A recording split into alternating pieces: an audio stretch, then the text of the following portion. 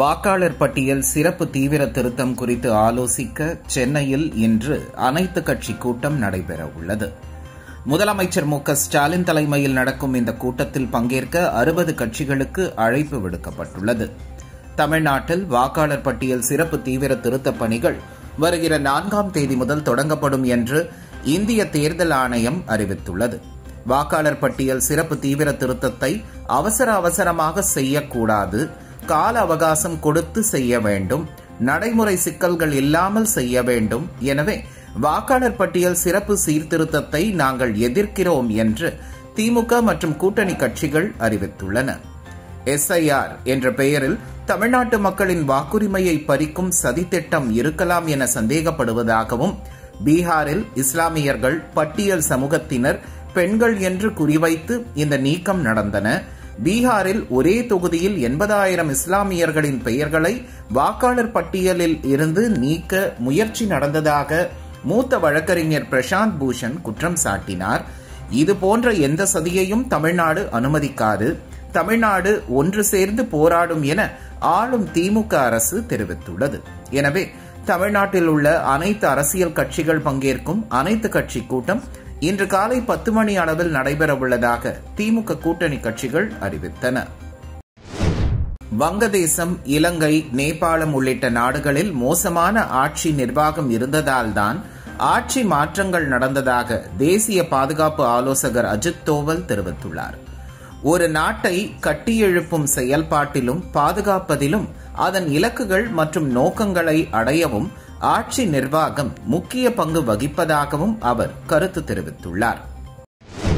Chennai metro ரயில்களில் கடந்த மாதத்தில் மட்டும் 93,27,746 பேர் பயணித்துள்ளதாக மெட்ரோ ரயில் நிர்வாகம் தெரிவித்துள்ளது.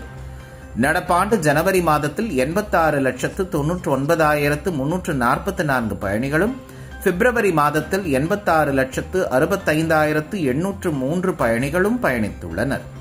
செப்டம்பர் மாதம் அதிகபட்சமாக 1,46,769 பயணிகளும் மெட்ரோ ரயில்களில் பயணம் செய்துள்ளனர். அதிகபட்சமாக 17/10/2025 அன்று 4,02,010 பயணிகள் மெட்ரோ ரயில்களில் பயணம் செய்துள்ளனர்.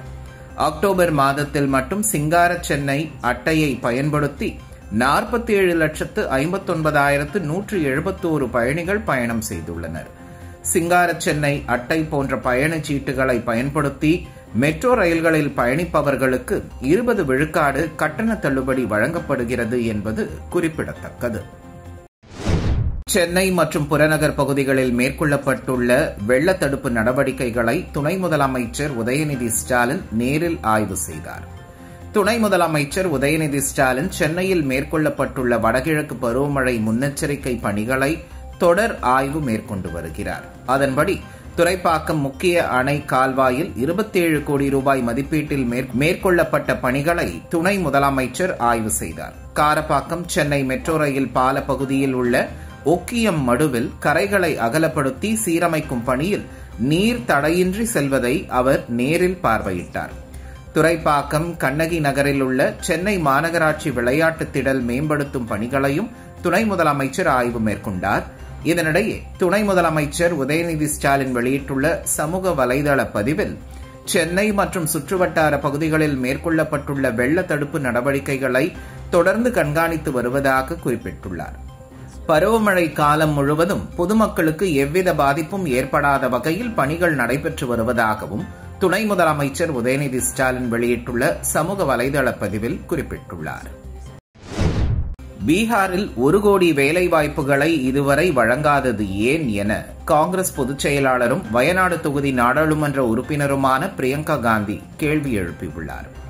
பீகார் சட்டப்பேரவைக்கு முதற்கட்டமாக 121 தொகுதிகளுக்கு வருகிற 6ஆம் தேதி வாக்குப்பதிவு நடக்கிறது.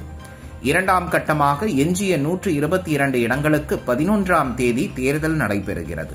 இதையொட்டி தலைவர்கள் பீகாரில் முற்றுகையிட்டு தீவிர பிரச்சாரத்தில் ஈடுபட்டு வருகின்றனர்.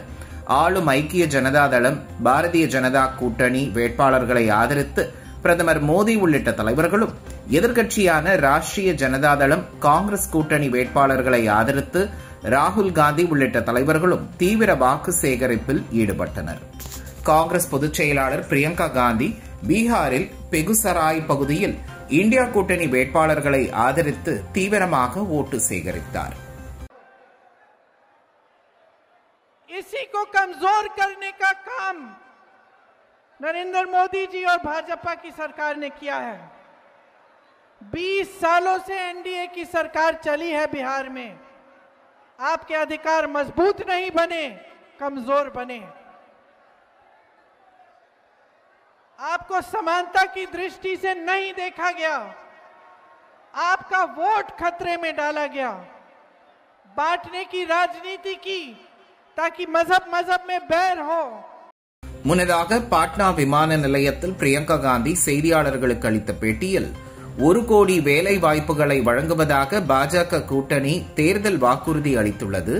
இதுவரை அவர்கள் அதை வழங்காதது ஏன், இப்போது அதை பற்றி கூறுவது ஏன் எனவும் கேள்வி எழுப்பியுள்ளார்.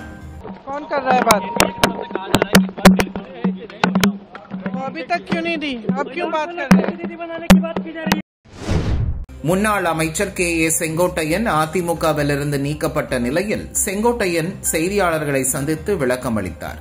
இதேபோல் எடப்பாடி பழனிசாமியும் டிடிவி தினகரனும் செய்தியாளர்கள் சந்திப்பில் அவரவர் கருத்துக்களை தெரிவித்தனர்.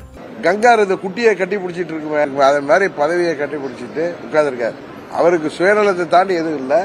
செங்கோட்டையன் போன்ற மூத்த நிர்வாகி நீக்கியது தன் தலையை, நம்ம ஊர்ல சொல்லுவாங்கல்ல, தலையை கொல்லிக்கட்டை எடுத்து தலையை சொரிஞ்சு கொண்ட மாதிரி தான் அவருடைய செயல்பாடு. குரங்கு கையில சிக்கிய பூமாலையா இன்றைக்கு அந்த இயக்கம் காலம் செய்த சதி போல பழனிசாமி கையில இருந்துட்டு 21 தேர்தலில் திமுக ஆட்சிக்கு வர காரணமாக இருந்த பழனிசாமி சுயநலத்தால, பதவி வெறியால, யாரையும் கட்சியை கபலீகரம் செய்து வைத்திருக்கின்ற பதவியை யாராவது தட்டி பறித்து விடுகிறார்கள் பயத்தில் 21 எப்படி செயல்பட்டார்னு உங்களுக்கு தெரியும். எனக்கு ஒரே சிரிப்பு என்னன்னா, அவர் செங்கோட்டையன் அண்ணனையும் அண்ணன் OPS அவர்களை என்னையும் பார்த்து அவர் துரோகிகள்னு சொல்றாங்க. ஈவன் எங்க சித்தியும் பார்த்து சொல்றாரு, அவருக்கு பதவியை உட்கார வச்சுட்டு சிறைக்கு சென்றவர்கள் இன்று வரை கூட அவங்க ஒரு வார்த்தையை யாரையும் எதிர்த்து பேசினதா எனக்கு தெரியல. எல்லாம் ஒன்னா இருக்கணும் தான் அவங்களும் பேசிட்டு இருக்காங்க, சித்தியும். செங்கோட்டையன் அதிமுகவிலிருந்து நீக்கம் செய்யப்பட்டது தொடர்பான ஆவணங்களை அதிமுக அளித்தால் ஆய்வு மேற்கொண்டு உரிய நடவடிக்கை எடுக்கப்படும் என சட்டப்பேரவைத் தலைவர் அப்பாவு தெரிவித்தார். நெல்லை மாவட்டம் கல்லிடைக்குறிச்சி பகுதியில் 65.99 கோடி ரூபாயில் திருச்செந்தூர், பாபநாசம், தென்காசி, குற்றாலம், செங்கோட்டை ஆகிய ஊர்களுக்கு செல்லும் வசதியாக புதிதாக அமைக்கப்பட்ட புறவழிச்சாலையை தமிழக முதலமைச்சர் மு.க.ஸ்டாலின் காணொலி காட்சி வாயிலாக திறந்து வைத்தார். இதைத் தொடர்ந்து தமிழக சட்டமன்ற பேரவைத் தலைவர் அப்பாவு அந்த பகுதியில் மரக்கன்றுகளை நடவு செய்து புதிய புறவழிச்சாலையை பார்வையிட்டார். இதையடுத்து செய்தியாளர்களை சந்தித்த அவர் இவ்வாறு கூறினார். ஓட்டுக்காக அந்த வார்த்தைகளை பேசுவாங்க. அவங்க பாரத பிரதமர் நிலையில இருந்துகிட்டு அந்த வார்த்தைகளை பயன்படுத்தியிருக்காண்டாண்டி நான் நினைக்கிறேன். இங்க பீகார்ல மற்ற மாநிலங்களிலிருந்து வந்தவங்களுக்கு எல்லாம் துன்பம் இல்லை, இன்பமா இருக்காங்க. அங்க வெளி மாநிலத்திலிருந்து வருகின்ற பீகார் தாய்மார்களாக இருந்தாலும் சரி, பிற மாநில தாய்மார்களையும் மாண்புமிகு முதல்வர் தமிழ்நாட்டில் நகர பேருந்தில் நாள் ஒன்றுக்கு எத்தனை முறை சென்றாலும் கட்டணம் இல்லாமல் பண்றாங்க. அந்த பிள்ளைகள் அரசு உதவிபெறும் பள்ளியில் படித்து பள்ளிகளுக்கும் மாதம் 1000 ரூபாய் நம்முடைய மாண்புமிகு முதல்வர் கொடுக்கின்றார்கள். ஆகவே நம்முடைய மாண்புமிகு பாரத பிரதமர், பாரதிய ஜனதா கட்சி ஆட்சி, நம்முடைய கூட்டணி ஆட்சியாக நிதிஷ்குமார் அவர்கள் முதலமைச்சராக இருந்தார். அங்க அவர்கள் பண்ற துன்பத்தை தாங்க முடியாம தான் தமிழ்நாட்டுக்கு வந்து இன்பமா வாழ்றாங்களே தவிர இங்க யாருக்கும் துன்பம் இந்த ஆட்சினால இல்ல, எல்லோருக்கும் நன்மையா தான். பிரதமர் மோடி வரலாற்றை திரித்து தவறான கருத்தை பேசுவது கண்டிக்கத்தக்கது என்று தமிழ்நாடு காங்கிரஸ் கமிட்டி தலைவர் செல்வ பெருந்தகை தெரிவித்துள்ளார். ராஷ்டிரிய ஏக்தா திவாஸ் நிகழ்வில் குஜராத் மாநிலம் ஏக்தா நகரில் பிரதமர் நரேந்திர மோடி உரையாற்றிய போது சர்தார் வல்லபாய் பட்டேல் முழு ஜம்மு காஷ்மீரையும் இந்தியாவுடன் இணைக்க விரும்பினார், ஆனால் ஜவஹர்லால் நேரு அதை அனுமதிக்கவில்லை என்ற தவறான வரலாற்று உண்மைக்கு புறம்பான கருத்தை தெரிவித்ததாக பதிவிட்டுள்ளார். சர்தார் வல்லபாய் பட்டேலும் நேருவும் ஒரே நோக்கில் இந்திய ஒருமைப்பாடு மற்றும் தேசிய ஒருங்கிணைப்பு ஆகியவற்றிற்காக செயல்பட்டனர். ஜவஹர்லால் நேரு அவர்கள் காஷ்மீர் பிரச்சனையை மக்களின் விருப்பத்தின் அடிப்படையிலும் ஐநா சபையின் அடிப்படையிலும் சுமூகமான முறையில் இந்தியாவோடு இணைக்க வேண்டும் என்று விரும்பினார். அதனை சர்தார் வல்லபாய் பட்டேல் அவர்களும் ஏற்றுக்கொண்டார். இருவரையும் எதிராக நிறுத்தும் முயற்சி நாட்டின் வரலாற்றையும் தேசத்தின் கண்ணியத்தையும் சிதைக்கும் ஆபத்தான முயற்சியாகும். வரலாற்றை அரசியலுக்காக வளைத்து தன் மனம் போன போக்கில் பேசுவது நாட்டின் உயர்வான பதவியில் உள்ள பிரதமருக்கு அழகல்ல என செல்வ பெருந்தகை குறிப்பிட்டுள்ளார். திமுக அரசுக்கு கவுண்ட் டவுன் தொடங்கிவிட்டது. இன்னும் 140 நாட்கள் மட்டுமே உள்ளது. இந்த 140 நாட்களில் அவர்கள் என்ன செய்ய போகிறார்கள்? ஒன்றுமே செய்ய முடியாது என பாஜக தலைவர் நயினார் நாகேந்திரன் தெரிவித்தார். மாமன்னன் ராஜராஜ சோழனின் 1040வது சதய விழா வெகு விமர்சையாக கொண்டாடப்பட்டு வருகிறது. இந்த நிலையில் அரசு சார்பில் மாவட்ட ஆட்சியர் பிரியங்கா பங்கஜம் சோழன் சிலைக்கு மாலை அணிவித்து மரியாதை செலுத்தினார். அதைத் தொடர்ந்து பல்வேறு அரசியல் கட்சியினர், பல்வேறு இயக்கத்தினர் ஏராளமானோர் காலை முதலே சோழனின் சிலைக்கு மாலை அணிவித்து மரியாதை செலுத்தினர். இதைப்போல் பாரதிய ஜனதா கட்சியின் மாநில தலைவர் நயினார் நாகேந்திரன் தலைமையில் ஊர்வலமாக வந்த பாஜகவினர் ராஜராஜ சோழன் சிலைக்கு மாலை அணிவித்து மரியாதை செய்தனர். பிறகு செய்தியாளர்களிடம் பேசிய நயினார் நாகேந்திரன் திமுக அரசு கொடுத்த வாக்குறுதிகள் எதையும் செய்யவில்லை என குற்றம் சாட்டினார். சசிகலா, செங்கோட்டையன், OPS, டிடிவி தினகரன் அதிமுக சட்டத்தின்படியும் பொதுக்குழு முடிவின்படியும் நீக்கப்பட்டவர்கள். அவர்களை அதிமுகவில் மீண்டும் சேர்க்க வேண்டிய அவசியம் இல்லை என கழக பொருளாளர் திண்டுக்கல் ஸ்ரீனிவாசன் தெரிவித்தார். ராமநாதபுரம் மாவட்டம் பசும்பொன் முத்துராமலிங்க தேவர் நினைவிடத்தில் உள்ள சிலைக்காக அம்மாவால் வழங்கப்பட்ட தங்க கவசத்தை குரு பூஜை விழாவிற்காக மதுரை வங்கி பெட்டகத்திலிருந்து எடுத்துச் செல்லப்பட்டது. விழா நிறைவு பெற்றதை அடுத்து தங்க கவசத்தை கழக பொருளாளர் திண்டுக்கல் சீனிவாசன் மற்றும் நினைவிட பொறுப்பாளர் காந்தி மீனாள் ஆகியோர் ஒப்படைத்தனர். பிறகு செய்தியாளர்களை சந்தித்த திண்டுக்கல் ஸ்ரீனிவாசன் திமுகவின் பி டீம் யார் என்பதை எடப்பாடியார் ஆதாரப்பூர்வமாக தெரிவித்துள்ளார். அதிமுகவுக்கு எதிராக செங்கோட்டையன் வழக்கு தொடரட்டும், பார்த்துக் கொள்ளலாம் என கூறினார். அம்மாவால் நீக்கப்பட்ட துரோகி திரு டிடிவி தினகரன் அவர்கள், அவர் சொல்லுவதுக்கெல்லாம் நாங்கள் பதில் சொல்லிட்டு இருக்க முடியும். ஒருத்தர் தாய் தந்தைக்கு முன்னால கல்யாணம் ஆயிருந்தா முன்னால பிறந்திருப்பாரு, பின்னால கல்யாணம் இருந்தால் லேட்டாக பிறந்திருப்பாங்க. திரு செங்கோட்டையன் அவர்கள் முன்னால பிறந்திருப்பாரு. அந்த ஒரு தகுதியை தவிர எல்லா தகுதியாளர்களும் அதிகமாக இருக்கிறனால தான் இறைவன் அருளை பெற்று இன்னைக்கு முதலமைச்சராக இருந்து இப்போ கழகத்தின் நிரந்தர பொதுச் செயலாளர் இருக்காரு. அந்த வசதிக்கு அவர் 2 முறை எனக்கு வாய்ப்பு வந்தது. நான் கட்சிக்காக விட்டு கொடுத்தேங்கிறேன். எவனாவது வாய்ப்பு வந்தா விட்டு கொடுப்பானா? எவன்டா அடிக்கலன்னு தானே அடிக்கிற மாதிரி தான் அது. வாய்ப்பு வந்து அவர் எதுக்கு விடுறாரு? அதுக்கு தெய்வத்தின் தீர்ப்பு எடப்பாடி பழனிசாமி அவர்களுக்கு வரணும்னு இருந்திருக்கு. யாரும் எதுவும் கிடையாது.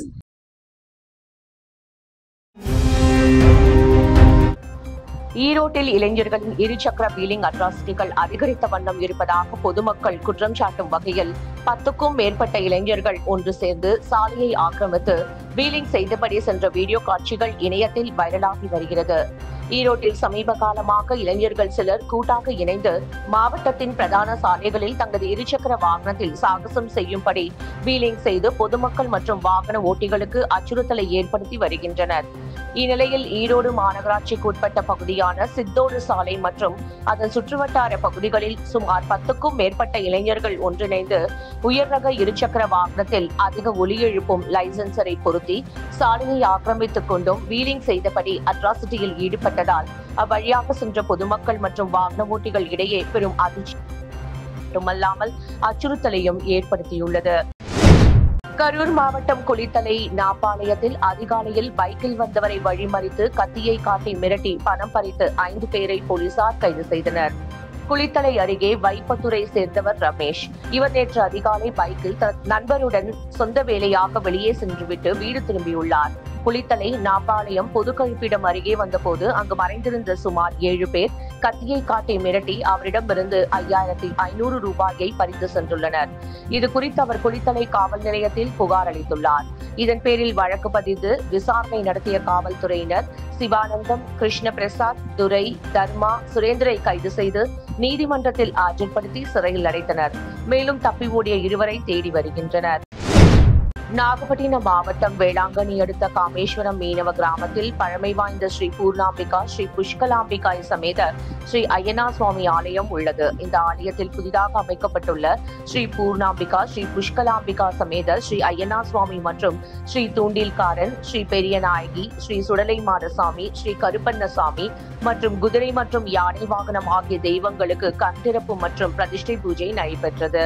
இதில் யாக குண்டங்கள் அமைக்கப்பட்ட 108 மூலிகை பொருட்கள் பெற்றது. முன்னதாக கிராம மக்கள் சீர்வரிசை எடுத்து வரப்பட்டு அதனைத் தொடர்ந்து மகா தீபாராதனை காண்பிக்கப்பட்டது. இதில் திரளான பக்தர்கள் கலந்து கொண்டு சுவாமி தரிசனம் செய்தனர்.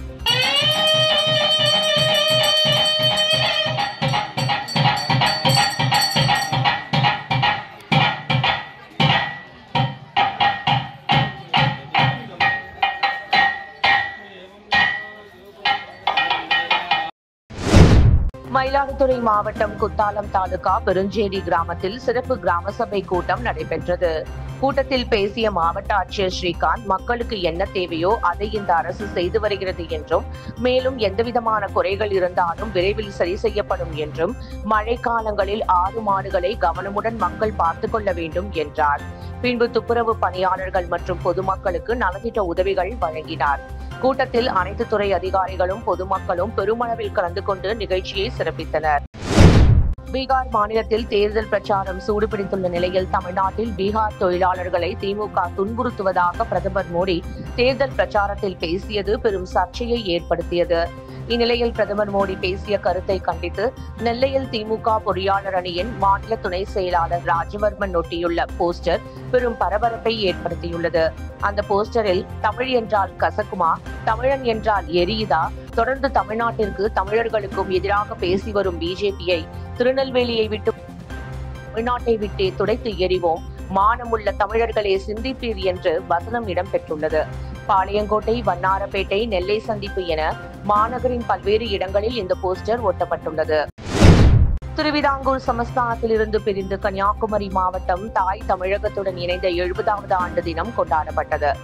நாகர்கோவில் மணிமண்டபத்தில் உள்ள மார்ஷல் நேசமணியின் திருவுருவ சிலைக்கு மாவட்ட ஆட்சியர் அழகுமீனா தலைமையில் தமிழக பால்வளத்துறை அமைச்சர் மனோ தங்கராஜ் மார்ஷல் நேசமணியின் சிலைக்கு மாலை அணிவித்து மரியாதை செலுத்தினார். இதில் நாடாளுமன்ற உறுப்பினர் விஜய் வசந்த் உட்பட ஏராளமானோர் மாலை அணிவித்து மரியாதை செய்தனர். பாரம்பரியமிக்க இந்த கன்னியாகுமரி மண் தாய் தமிழத்துடன் இணைய வேண்டும் விளைவாக 69 ஆண்டுகள் முடிந்து 70வது ஆண்டு தொடக்கத்தில் அடியெடுத்து வைக்கிறோம். இந்த மாவட்டம் பெற்றிருக்கும் சமூக பொருளாதார வளர்ச்சிக்கு வித்திட்ட, அதற்காக ரத்தம் சிந்திய, அதற்காக போராடிய அனைத்து ரத்த சாட்சிகளையும் இந்த நேரத்தில் வணங்குகிறோம், வாழ்த்துகிறோம் என அமைச்சர் மனோ தங்கராஜ் தெரிவித்தார். பாரம்பரியமிக்க இந்த கன்னியாகுமரி மண் தாய் தமிழகத்தோடு இணைய வேண்டும் என்ற போராட்டத்தின் விளைவாக தாய் தமிழகத்தோடு இணைக்கப்பட்ட 69 ஆண்டுகள் முடிந்து 70வது ஆண்டில் நாம் அடியெடுத்து வைக்கின்றோம். இந்த நேரத்தில் இந்த மாவட்டம் பெற்றிருக்கக்கூடிய சமூக பொருளாதார வளர்ச்சியும், அதற்கு வித்திட்ட, அதற்காக இரத்தம் சிந்திய, அதற்காக போராடிய அனைத்து இரத்த சாட்சிகளையும் நாங்கள் இந்த நேரத்தில் வணங்குகிறோம், வாழ்த்துகிறோம். பலர் தங்களை இன்னுயிரை நீத்து, குறிப்பாக புதுக்கடை மங்காடு பகுதியில் இருந்த துப்பாக்கிச் சூட்டில் 9 பேர் கொல்லப்பட்ட வரலாறு இந்த போராட்டத்துக்கு பின்னணியில் இருக்கிறது. எனவே அவற்றையெல்லாம் தாண்டி சமூக நீதிக்காக, சம உரிமைக்காக, மொழியின் பெயரால் அன்றைக்கு மக்கள் வஞ்சிக்கப்பட்ட நேரத்தில் மொழி சிறுபான்மையினராக நாங்கள் இங்கு நீடிக்க மாட்டோம். அனைத்து சமத்துவ கோட்பாட்டுகளுடன் நாங்கள் தமிழ்நாடோடு இருப்போம். இந்த போராட்டத்தின் விளைவுதான் இது. திருப்பூர் வெள்ளியங்காடு பகுதியில் தந்தை பெரியார் திராவிட கழகத்தின் கருத்து பலகையை காவல்துறையினர் அகற்றக் கூறியதால் பரபரப்பு ஏற்பட்டது. திருப்பூர் மாநகராட்சிக்கு உட்பட்ட வெள்ளியங்காடு பகுதியில் தேவர் ஜெயந்தி விழாவை முன்னிட்டு கடந்த 30ஆம் தேதி அகில இந்திய ஃபார்வர்ட் பிளாக் சார்பில் பிளெக்ஸ் பேனர்கள் வைக்கப்பட்டிருந்தது. அதே நாளில் தந்தை பெரியார் திராவிட கழகம் தங்களது கருத்து பலகையில் ஜாதி ஒழிக, சமாதானம் ஒழிக, சமூக நீதி வெல்க என பதிவிட்டிருந்தது. இதற்கு ஃபார்வர்ட் பிளாக் சார்பில் எதிர்ப்பு தெரிவிக்கப்பட்டது. பகுதியில் இந்து முன்னணி சார்பில் போலி ஜாதி ஒழிப்பு ஒழிக, திராவிடம் ஒழிக என்பதாக எழுதப்பட்டிருந்தது. இதற்கு பதிலளிக்கும் வகையில் தந்தை பெரியார் திராவிட கழகம் கருத்து பலகையில் மதமும் ஜாதியும் ஒழியும் போதே சமத்துவம் சமுதாயம் மலரும் என்று எழுதி வைக்கப்பட்டது. இதனை எதிர்த்து இந்து முன்னணியினர் திரண்டதால் அந்த பகுதியில் பதற்றம் ஏற்பட்டது. காஞ்சிபுரம் மாநகராட்சிக்கு உட்பட்ட ரயில்வே ரோடு பகுதியில் உள்ள ராஜாஜி மார்க்கெட் அருகே கடந்த 15 ஆண்டுகளுக்கு மேலாக செயல்பட்டு வரும் வீரலட்சுமி என்ற மளிகை கடையில் நேற்றிரவு பூட்டை உடைத்து துணிகர கொள்ளை சம்பவம் அரங்கேறியுள்ளது. கல்லாப்பெட்டியில் வைக்கப்பட்டிருந்த 1 லட்சம் ரூபாய்க்கு மேற்பட்ட பணம் கொள்ளையடிக்கப்பட்ட சம்பவம் அப்பகுதி மக்களிடையே அதிர்ச்சியை ஏற்படுத்தியுள்ளது. கடையின் உரிமையாளர் பாலமுருகன் வழக்கம் போல் நேற்றிரவு 11 மணி அளவில் கடையை அடைத்துவிட்டு அன்றைய தின வருமானத்தை கல்லாப்பெட்டியில் வைத்துவிட்டு வீட்டிற்கு சென்றுள்ளார். காலை கடையை திறக்க வந்தபோது கடையின் பூட்டு உடைக்கப்பட்டிருப்பதை கண்டு அவர் அதிர்ச்சியடைந்தார். உள்ளே சென்று பார்த்தபோது கல்லாப்பெட்டி உடைக்கப்பட்டு அதிலிருந்து 1 லட்சம் ரூபாய்க்கு மேல் பணம் கொள்ளை போனது தெரியவந்தது. பேரறிஞர் அண்ணா பிறந்த நாளை முன்னிட்டு நடைபெற்ற மாரத்தான் போட்டியை தர்மபுரி மாவட்ட ஆட்சியர் சதீஷ் தொடங்கி வைத்தார். செப்டம்பர் 15ஆம் தேதி பேரறிஞர் அண்ணா அவர்களின் பிறந்த நாளை முன்னிட்டு தமிழகம் முழுவதும் பல்வேறு விளையாட்டுப் போட்டிகள் நடத்த வேண்டும் என மாநில விளையாட்டு ஆணையம் சார்பில் அறிவிப்பு வெளியிடப்பட்டிருந்தது. அதன் அடிப்படையில் இளைஞர் நலன் மற்றும் விளையாட்டு மேம்பாட்டு ஆணையம் சார்பில் தர்மபுரி மாவட்ட விளையாட்டு அரங்கத்தில் இருந்து மாவட்ட ஆட்சியர் சதீஷ் மற்றும் சட்டமன்ற உறுப்பினர் வெங்கடேஸ்வரன் ஆகியோர் மாரத்தான் போட்டியை கொடியசைத்து துவக்கி வைத்தனர். உட்பட்ட மாணவ மாணவிகளுக்கு 5 கிலோமீட்டர் தூரமும் 27 வயதிற்கு உட்பட்ட இளைஞர்களுக்கு 7 கிலோமீட்டர் தூரமும் நிர்ணயிக்கப்பட்டது. மாரத்தான் போட்டியில் 300க்கும் மேற்பட்ட பள்ளி மாணவ மாணவியர் பங்கேற்று விளையாடினர். புதுச்சேரியில் பிறந்தவுடனே குழந்தைக்கு பிறப்பு சான்றிதழ் வழங்கும் புதிய செயலி செயல்பாட்டிற்கு கொண்டுவரப்பட்டது. புதுச்சேரியில் சேர்ந்தவர்கள் பிறப்பு மற்றும் இறப்பு சான்றிதழ்கள் பெறுவதற்காக நகராட்சி அலுவலகத்தில் காத்திருந்து பெறும் சூழ்நிலை இருந்து வந்தது. இந்நிலையில் புதுச்சேரியில் பிறப்பு மற்றும் இறப்பு சான்றிதழ்கள் ஆன்லைன் மூலமாக 24 மணி நேரத்திற்குள் பெறும் வசதி தொடக்க விழா குளுனி மருத்துவமனையில் நடைபெற்றது. இதற்காக மத்திய அரசு புதிய செயலியை அறிமுகப்படுத்தி உள்ளது.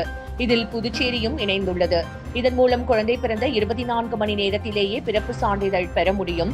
இதன்படி குளுனி மருத்துவமனையில் இன்று பிறந்த குழந்தைக்கு பிறப்பு சான்றிதழை உள்ளாட்சித்துறை இயக்குநர் சக்திவேல் கலந்து கொண்டு குழந்தைகளின் பெற்றோரிடம் பிறப்பு சான்றிதழ்களை வழங்கினார்.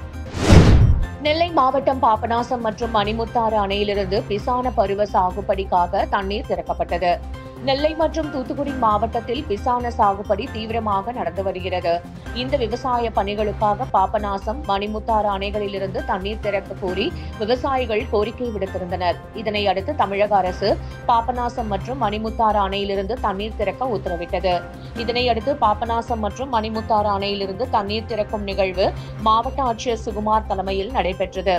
இதில் தமிழக சட்டப்பேரவைத் தலைவர் அப்பாவு கலந்து கொண்டு 2 அணைகளிலிருந்து விவசாய பருவ சாகுபடிக்காக தண்ணீரை திறந்து வைத்தார். ஆம்பூர் அருகே 4 ஆண்டு காலமாக கழிவுநீர், கால்வாய், குடிநீர் உள்ளிட்ட அடிப்படை வசதிகள் செய்து தராத ஊராட்சி நிர்வாகத்தை கண்டித்து கிராம சபை கூட்டத்தை புறக்கணித்து கிராம மக்கள் கண்டன ஆர்ப்பாட்டத்தில் ஈடுபட்டனர். திருப்பத்தூர் மாவட்டம் ஆம்பூர் அடுத்த வெங்கடசமுத்திரம் ஊராட்சிக்குட்பட்ட பகுதிகளில் கடந்த 4 ஆண்டு காலமாக சாலை, தெருவிளக்கு, குடிநீர் குழாய், கழிவுநீர் கால்வாய் உள்ளிட்ட எவ்வித அடிப்படை வசதிகளும் செய்து தரவில்லை எனவும் இதுகுறித்து துறை சார்ந்த அதிகாரிகளிடம் பலமுறை மனு அளித்தும் இதுவரையில் அதிகாரிகள் எவ்வித நடவடிக்கையும் எடுக்கவில்லை எனவும் கிராம மக்களின் கோரிக்கைகளை கண்டுகொள்ளாத அரசு அதிகாரிகள் மற்றும் வெங்கடசமுத்திரம் ஊராட்சி மன்ற தலைவர் காயத்ரி நவீன்குமாரை கண்டித்து கிராம சபை கூட்டத்தை புறக்கணித்து வெங்கடசமுத்திரம் கூட்டு சாலையில் அப்பகுதி மக்கள் 100க்கும் மேற்பட்டோர் கண்டன ஆர்ப்பாட்டத்தில் ஈடுபட்டனர். கிருஷ்ணகிரி மாவட்டம் கெலமங்கலம் அருகே ராகி பயிரிட்டிருந்த நிலத்தை பார்வையிட சென்ற விவசாயியை காட்டுப்பன்றி தாக்கியதை அடுத்து அவர் பலத்த காயத்துடன் அரசு மருத்துவமனையில் அனுமதிக்கப்பட்டுள்ளார். கிருஷ்ணகிரி மாவட்டம் கெலமங்கலம் அடுத்துள்ள ஒன்னுக்கிருக்கி என்கின்ற கிராமத்தை சேர்ந்தவர் முதியவர் முத்தப்பா.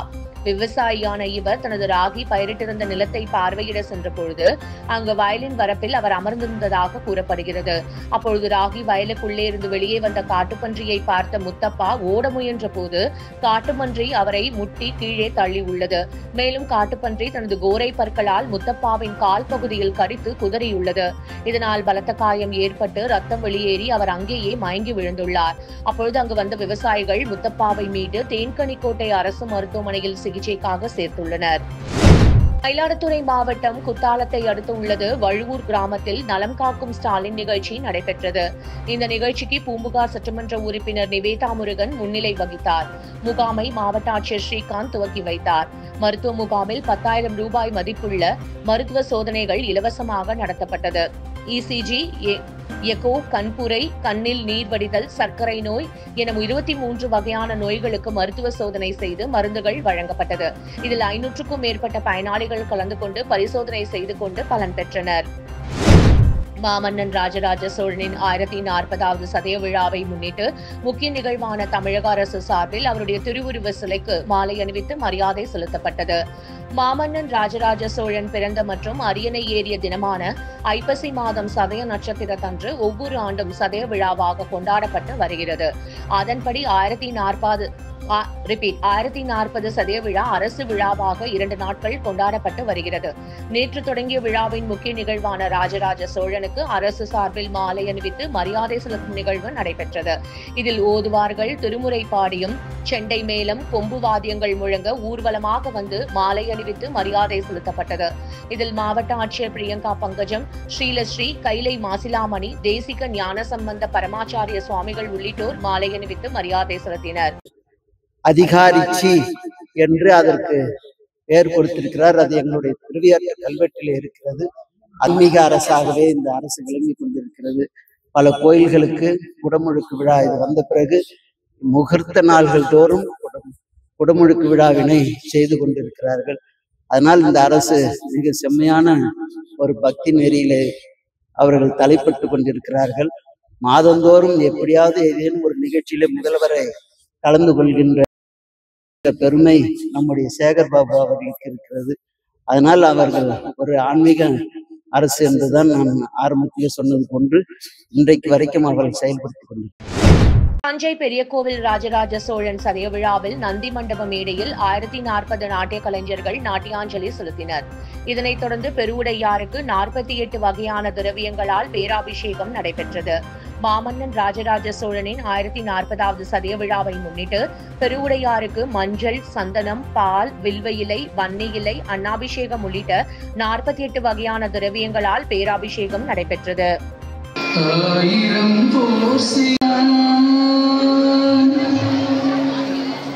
அடிபணிந்தான் உழைப்பிற்கு பிடி வைத்தான். தஞ்சை . அடிபணிந்தான் உழைப்பிற்கு பிடி வைத்தான். . . . . . . . . . . . . . . . . . . . . . . . . . . . . . . . . . . . . . . .